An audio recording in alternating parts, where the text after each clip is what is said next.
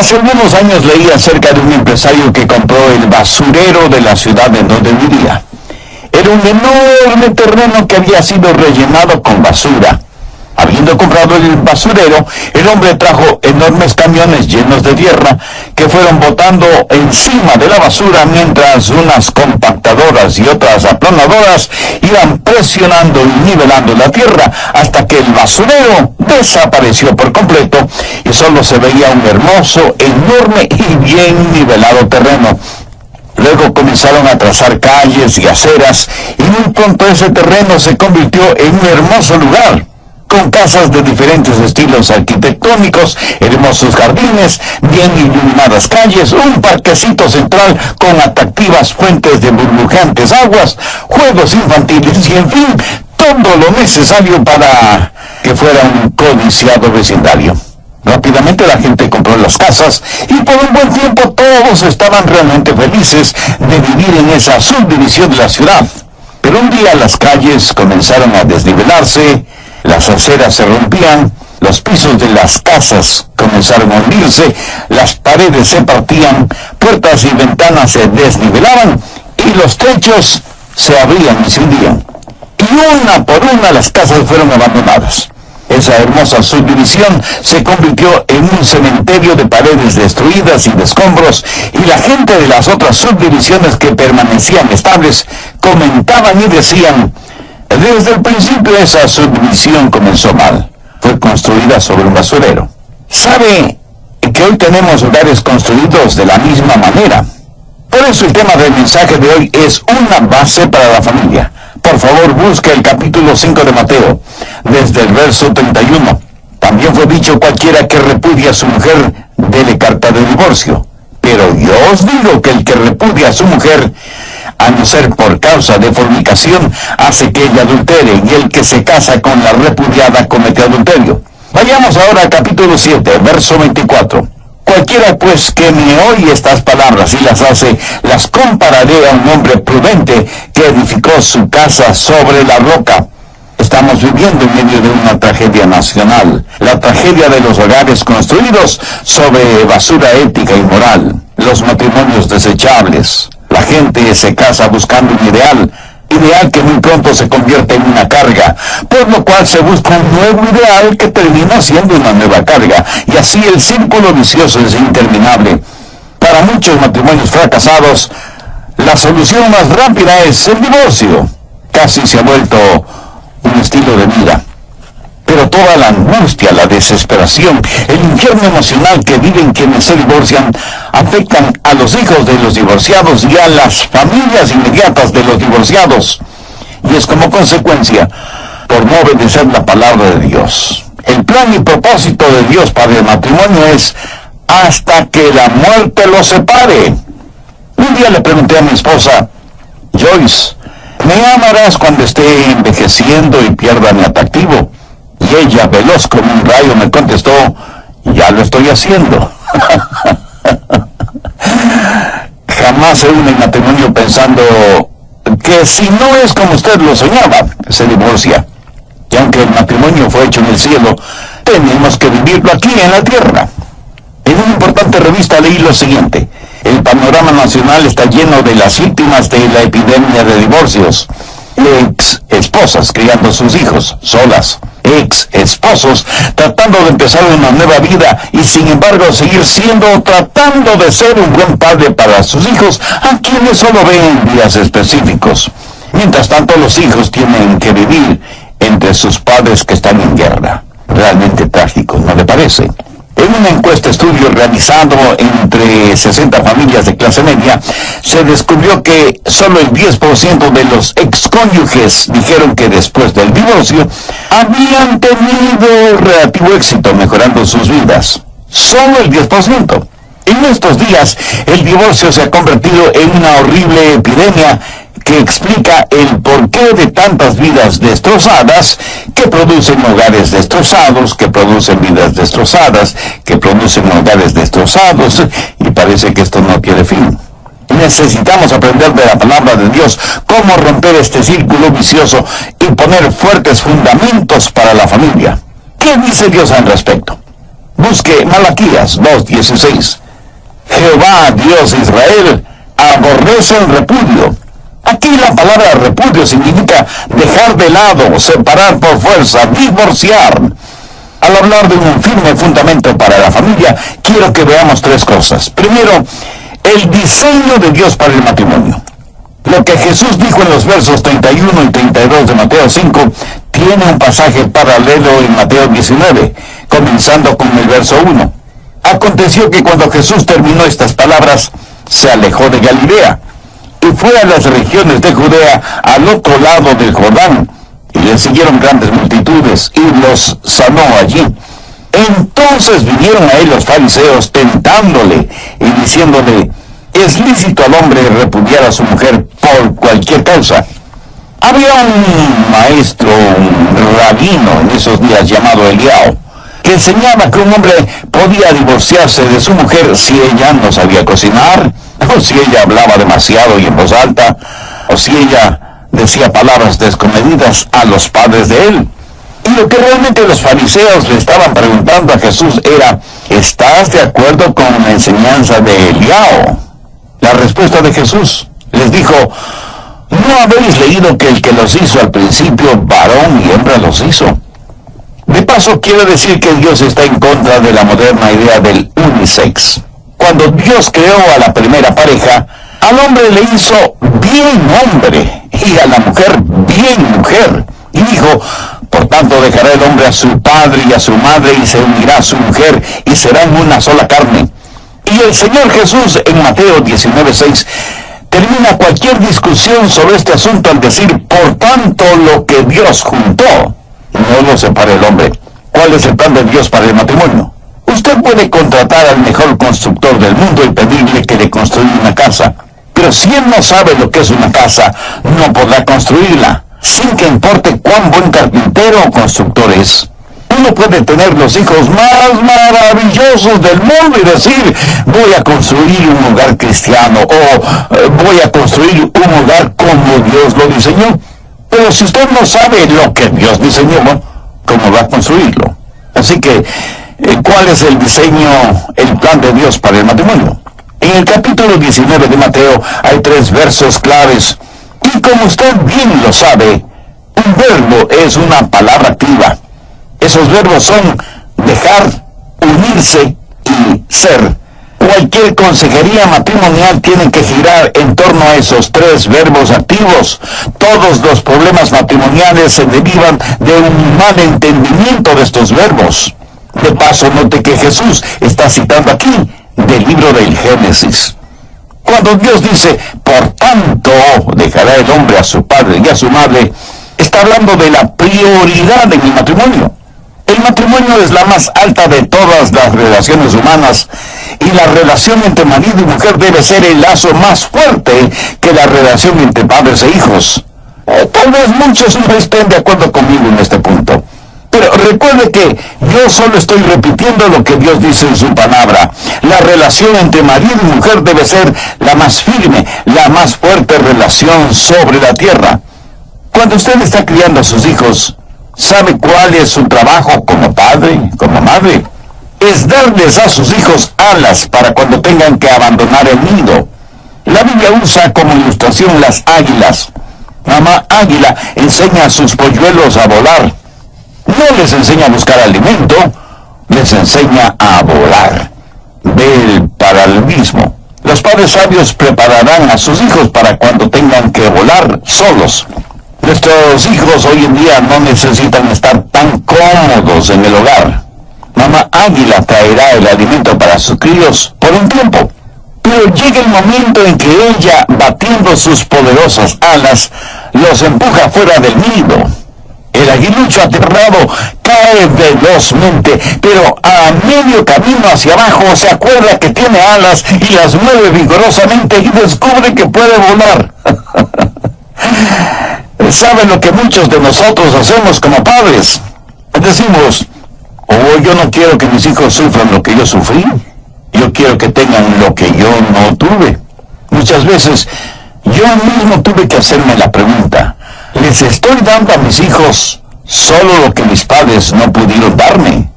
¿O les estoy dando también las cosas que mis padres sí me dieron? Mira, yo nací durante la depresión y tengo la impresión de que no fui planificado, pero tampoco fui abortado. Gracias a Dios. Pero siempre supe que fui amado por mis padres. Y aunque teníamos muy poco, teníamos tanto. Pero ¿sabe lo que más recuerdo de mi niñez? Los buenos tiempos que teníamos como familia, porque teníamos tan poco. A veces mi papá, porque no había trabajo, decía, bueno, vámonos de pesca. Y pasábamos casi todo el día en una islita, cercana a las playas de Palm Beach en la Florida. Al atardecer encendíamos una fogata en la playa y asábamos los pescados y los comíamos como si hubiera sido el mejor banquete. Aún hoy extraño eso, algo que ningún dinero del mundo puede comprar. ¿Sabe? Las cosas no nos hacen felices. No haga la vida de sus hijos tan cómoda. Trate de construir en ellos carácter y prepárenlos para cuando tengan que abandonar el mundo. ¿Sabe cuándo nosotros, como padres, tenemos éxito? Cuando nuestros hijos ya no nos necesiten. Pero mientras están en casa, les amamos, les educamos, les instruimos. Ellos necesitan nuestro amor y nosotros necesitamos saber que ellos necesitan nuestro amor. Esta necesidad mutua de amar es el fuerte lazo emocional que necesitamos para mantener firme la relación familiar. Pero después de un tiempo, nuestros hijos como que ya no necesitan ese amor paternal o maternal. Y es natural cuando un jovencito no necesita del amor de su madre como lo necesitaba cuando era solo un niño. Pero no hay nada más satisfactorio que cuando vemos que nuestros hijos han aprendido a volar y usted sabe que les ha enseñado a hacer o a tomar decisiones, a ganar dinero honestamente, a ahorrar, a enfrentar el mundo. No trate de retenerlos más de lo que ellos quieren ser retenidos. Recuerden que son como una barra de jabón. Si la aprieta demasiado fuerte, saltará de su mano. De esto se trata el matrimonio. Un hombre deja a su padre y a su madre y se une a su mujer. Así que el primer verbo activo es dejará y habla de la prioridad en el matrimonio. El siguiente verbo es unirá. Ahora esta palabra no es simplemente que se unirá, sino que significa que se pegará, se soldará a su mujer y habla de la permanencia en el matrimonio. Amigo, jamás considere el divorcio como una opción. Quite esa palabra del vocabulario suyo. El marido está soldado a su mujer. La esposa está soldada a su marido. Muéstreme a un marido y mujer que consideren el divorcio como opción y yo le mostraré a una pareja que tiene gran potencial para la desintegración de su hogar. ¿Piensa usted que aquellos que se divorcian lo hacen porque tienen problemas? ¿Quiere decir que aquellos que no se divorcian no tienen problemas? Amigo, ¿en qué país utópico cree que está viviendo? Todos los matrimonios tienen esencialmente los mismos problemas. La diferencia está en la clase de compromiso que tenemos mutuamente. No hay problema demasiado grande para resolverlo, solo hay gente muy pequeña para resolverlo. Todos tenemos problemas, pero llega el momento del verdadero compromiso cuando decimos, me uniré a mi mujer. El tercer verbo activo es ser, y serán una sola carne. Escúcheme, esto significa mucho más que sexo o la unión sexual. Significa ser una sola carne en lo físico, lo psicológico y lo espiritual. El ser una sola carne físicamente es para la procreación y la multiplicación. Dios le dijo a Adán y a Eva, fructificad y multiplicaos y llenad la tierra. En nuestros días está como fuera de moda el tener hijos, olvidándonos que los hijos son herencia del Señor. ¿Cuál es la disculpa? El querer una casa más lujosa, o el más moderno carro, o unas soñadas vacaciones en un crucero, etc. Que Dios tenga misericordia de usted si así piensa. Otros dicen, los hijos hacen pobre al hombre rico. Pues no han entendido al revés, pues los hijos hacen rico a un hombre pobre. El hombre rico no puede llevarse su riqueza al cielo, Yo tendré a todos mis hijos en el cielo porque son herencia del Señor. Lo de ser una sola carne psicológicamente tiene que ver con la comunicación mutua. Las más profundas necesidades emocionales y espirituales del hombre son realizadas en la mujer y las de la mujer en el hombre. Dios dijo que no era bueno para el hombre estar solo.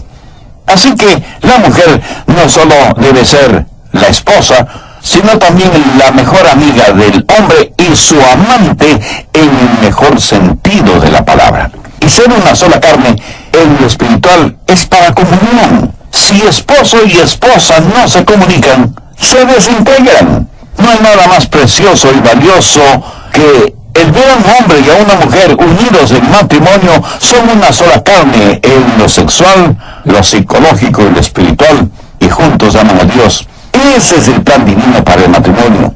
Ese es el plan diseñado por Dios mismo. En esta serie Edificando sobre la Roca, en el programa anterior, comenzamos a estudiar una base para la familia, basado en Mateo 5:31 y 32 y Mateo 7:24, y vimos el primero de 3 puntos importantes. Primero, el diseño de Dios para el matrimonio. Espero que tenga su Biblia a la mano y un cuaderno para tomar notas. Bien, entonces prosigamos. Segundo, la permanencia en el matrimonio deseada por Dios. En Mateo 5:31 y 32, Jesús hace referencia a Deuteronomio 24 para poner en evidencia lo que el deseo de Dios es en la permanencia en el matrimonio.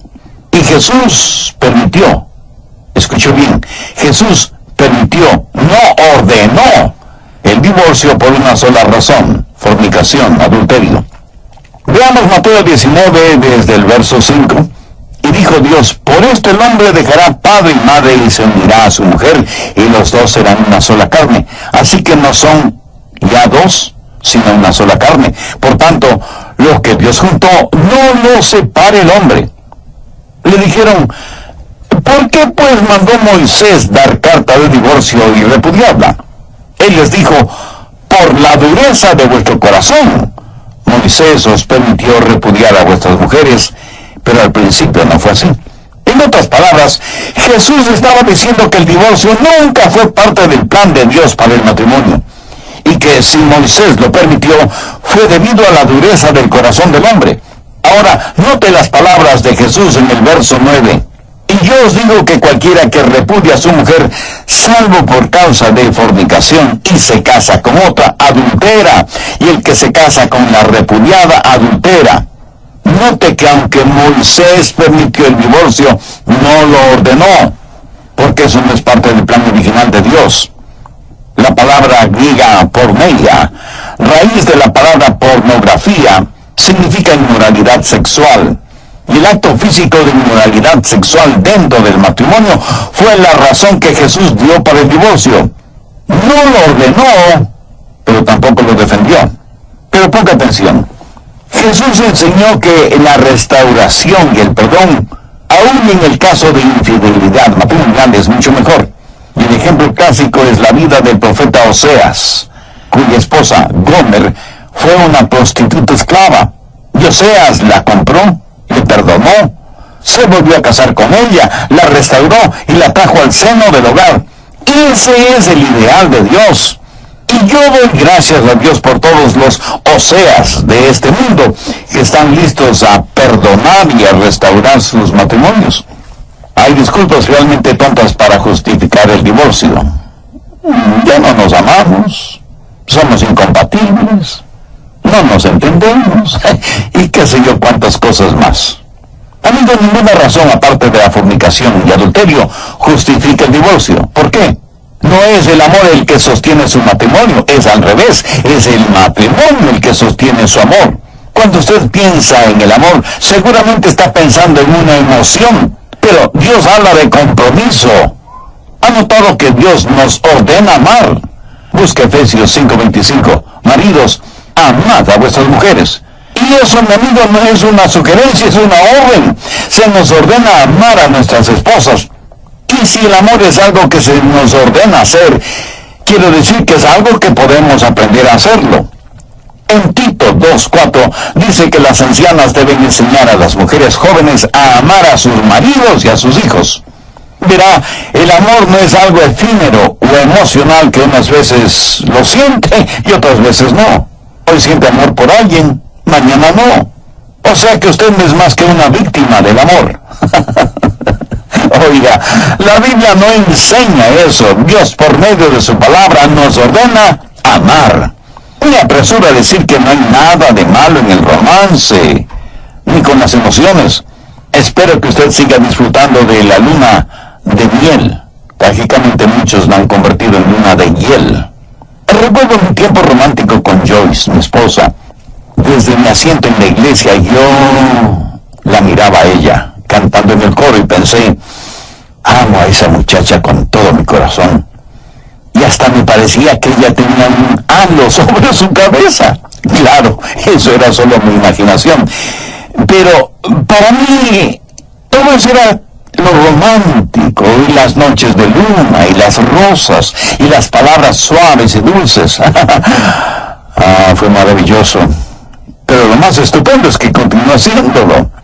Luego la crianza de 4 hijos, el entierro del quinto que murió en su infancia, la educación de todos ellos, y yo tratando de terminar mis 7 u 8 años de estudio, teniendo familia y trabajando a medio tiempo casi en cualquier cosa, para poder ser el proveedor de la familia, mientras mi esposa permanecía en casa cuidando y educando a nuestros hijos.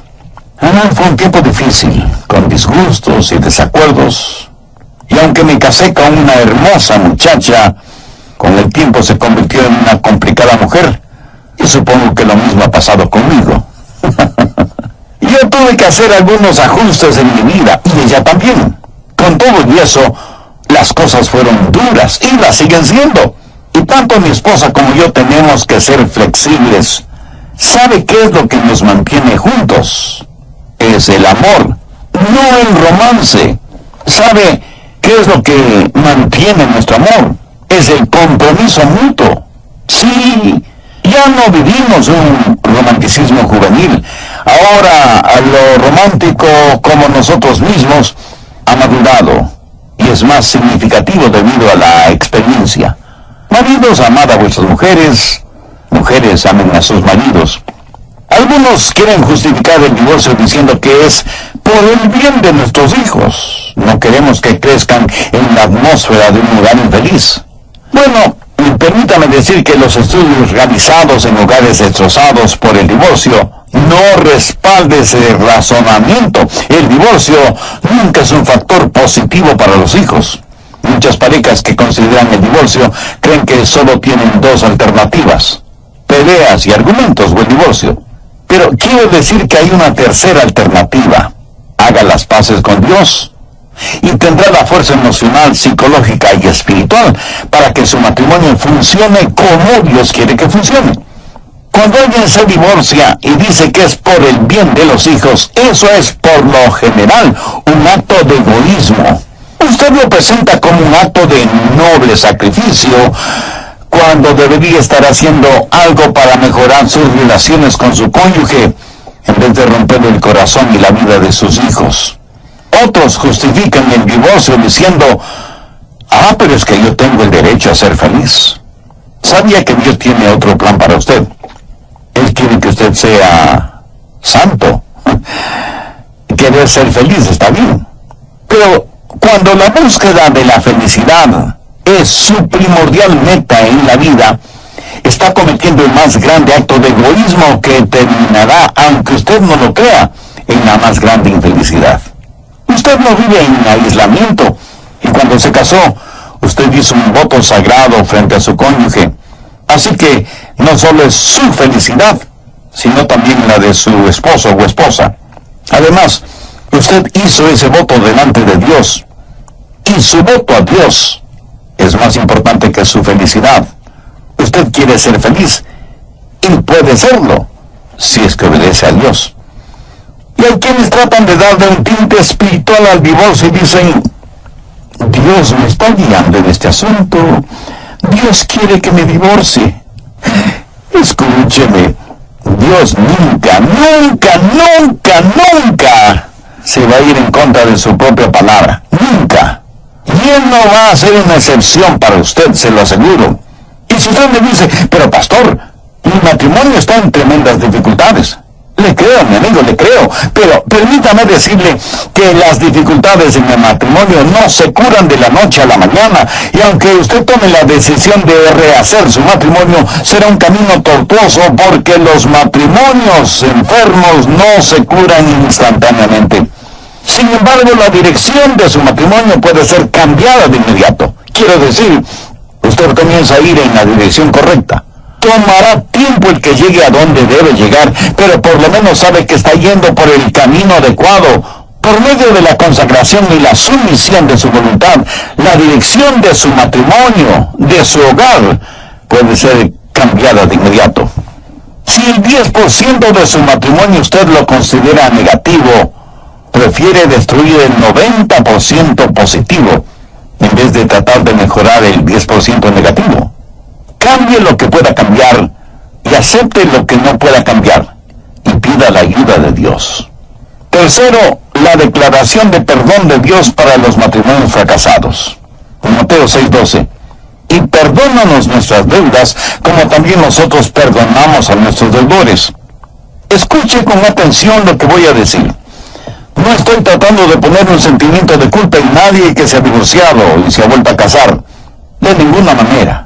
Dios es un Dios de perdón y de gracia. Y si usted ha fracasado y su matrimonio está irreparablemente roto y se ha vuelto a casar y ya tiene un nuevo hogar, el agua derrama a los divorciados y divorciadas como a ciudadanos de segunda categoría en el reino de los cielos.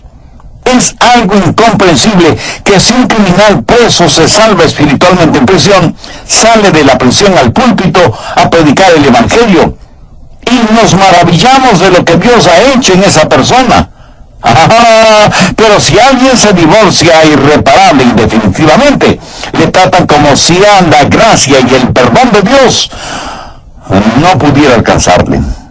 Mi amigo, mi amiga, si usted se arrepiente de su pecado y entrega su corazón al Señor Jesucristo, cuando el Señor le llame a su presencia, usted irá al reino de los cielos.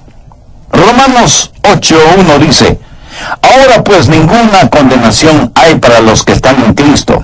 Primera de Juan 1:7, la sangre de Jesucristo su Hijo nos limpia de todo pecado. Isaías 1:18, venid luego, dice Jehová, y estemos a cuenta. Si vuestros pecados fueren como la grana, como la nieve serán emblanquecidos. Si fueren rojos como el carmesí, vendrán a ser como blanca lana. En la Biblia se relata la historia de una mujer sorprendida en el mismo acto de adulterio. Y había quienes querían apedrearla de acuerdo a la ley. Veamos Juan 8, desde el verso 7. Y como insistieron en preguntarle, se enderezó y les dijo, el que de vosotros esté sin pecado, sea el primero en arrojar la piedra contra ella. Vamos.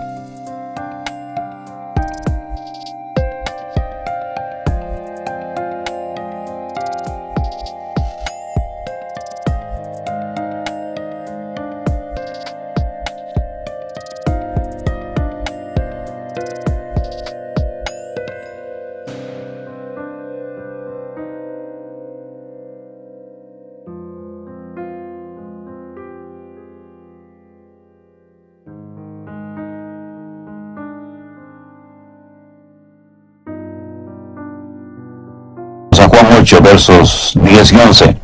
Enderezándose Jesús, y no viendo a nadie sino a la mujer, le dijo, mujer, ¿dónde están los que te acusan? ¿Ninguno te condenó?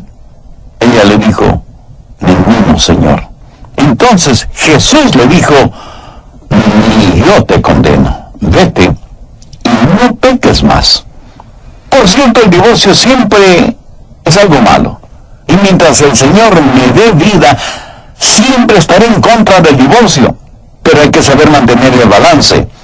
Y aunque nunca debemos en forma farisaica bajar los paradigmas divinos, tampoco debemos endurecernos espiritualmente frente a aquellos que necesitan de la gracia de Dios. El divorcio es como un peligroso precipicio, y nosotros como cristianos individualmente y como iglesia colectivamente debemos construir una alta y fuerte muralla para que la gente no se caiga al precipicio. Pero para aquellos que logran lanzarse a ese abismo, debemos tener en el valle una ambulancia para brindar ayuda y primeros auxilios a quienes al caer quedarán muy mal heridos. Debemos de tratar de salvarles la vida. Si usted está casado y Jesucristo no es la cabeza de su hogar, tome esa decisión ahora mismo para que tenga un hogar bíblico, para que pueda mantener sus votos matrimoniales hasta que la muerte le separe. Si usted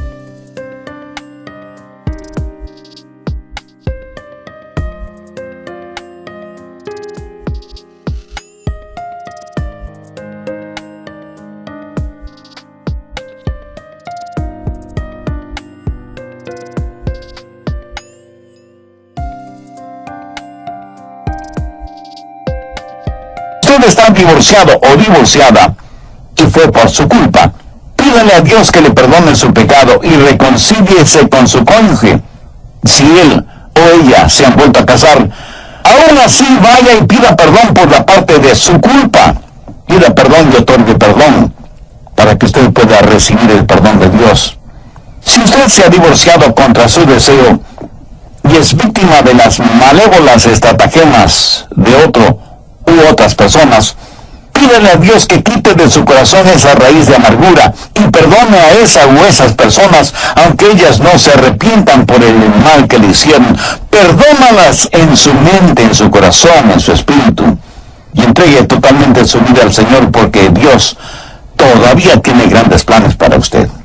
Y si usted que me escucha este mismo momento está atravesando por graves problemas matrimoniales y está pensando en el divorcio, por favor no lo haga. Más bien sumérjase en la palabra de Dios, obedezca la palabra de Dios, y el Dios de la palabra le ayudará a restaurar su matrimonio y su hogar. Y si usted tiene un bendecido hogar cristiano, recuerde que el mejor testimonio que puede dar al mundo es eso, su matrimonio y su hogar. Deje que su hogar construido sobre la roca firme que es Jesucristo brille en medio de la oscuridad. Eclesiastés 4:12 dice: cordón de 3 dobleces no se rompe pronto. Eso quiere decir un esposo y una esposa bajo el señorío de Jesucristo. Ese es un cordón de 3 dobleces que el diablo no podrá romper. Mi oración es que Dios selle en su corazón este mensaje, y que si hay corazones, vidas que necesitan ser sanadas y hogares que deben ser restaurados, lo sean mediante la ayuda de Dios. Y aquellos oyentes que todavía no son salvos, hagan una decisión ahora mismo para recibir a Cristo en sus corazones. Si usted sabe que hay una dimensión espiritual que está fallando en su vida y en la vida de su familia, sepa que esa dimensión tiene un nombre espiritual.